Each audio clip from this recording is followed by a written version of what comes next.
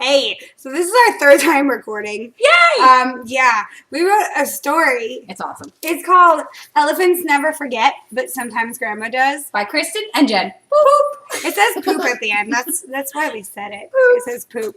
Okay. So I think we should read it. On with our story. Anyways, so little Charles loved. Okay, Travis is done. Next. Okay, Travis, are you gonna be quiet? This is quiet story time. Okay? Ready. I don't want to record Everyone this else. again. Shh. I don't want to record Okay, this go. again. Okay. Little Charles loved visiting Grandma's house. The only problem was that Grandma never remembered who he was.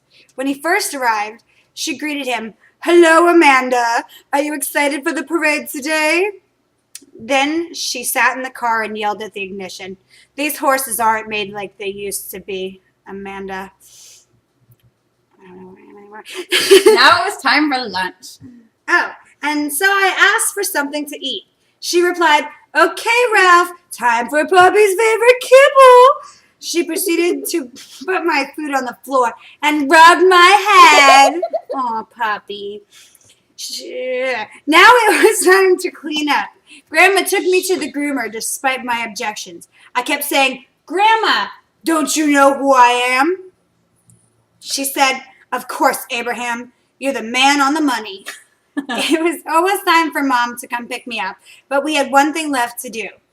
Grandma needed to go pick up more yarn for knitting, but instead, we ended up at the roughest biker bar in town. She walked right up to the biggest, meanest, baddest biker and exclaimed, sorry, "Sally dear, get off your bike and fetch Granny her slippers."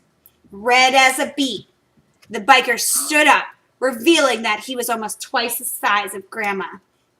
She pointed at me. "Maxwell, watch Sally while I get my slippers." She rode off on Sally's bike, leaving me behind. I started walking back to Grandma's house. That says... Anyways, it took me nearly a half an hour to get back. And when I walked in the door, she said, "Hurry, Eleanor. Your toast is getting cold, dear." Just then, I heard Mom's car pull up in the driveway. Without thinking, dear old Granny pulled out a shotgun and pointed it at Mom, who was just walking through the door. "You'll never get my Billy away from me," she screamed. Mom, who was used to this, seeing as it happened every time she stepped foot in Grandma's house, tried to calm her down. "Now, Granny," she said, "I am your daughter, Melanie, and this is Charles. You're Charles. My son. You have a hard time remembering who people are." At this point, she was convinced we were part of a terrorist movement. We left Grandma's house the same way we always do, waiting until she fell asleep and sneaking out of the bathroom window. Once safely outside of Grandma's house, my mom asked if I had ever heard the saying, "Elephants never forget." "Well," she said, "they never do, but sometimes Grandma does." The end. Yay! I should be lesson planning And right that was now. our story, and Kristen's a procrastinator. Well, it was just because there's something over there that my mom tried to give to me. That And elephants it never says forget that old elephants people never do. forget. But then we said, but sometimes Grandma does. And we thought it was funny. So Yeah. we wrote a story about it. So that's our story. Copywritten. Copy. Look at this. There's a C. Copywritten, and we wrote it. You didn't. Sucks to be your face. Okay, bye.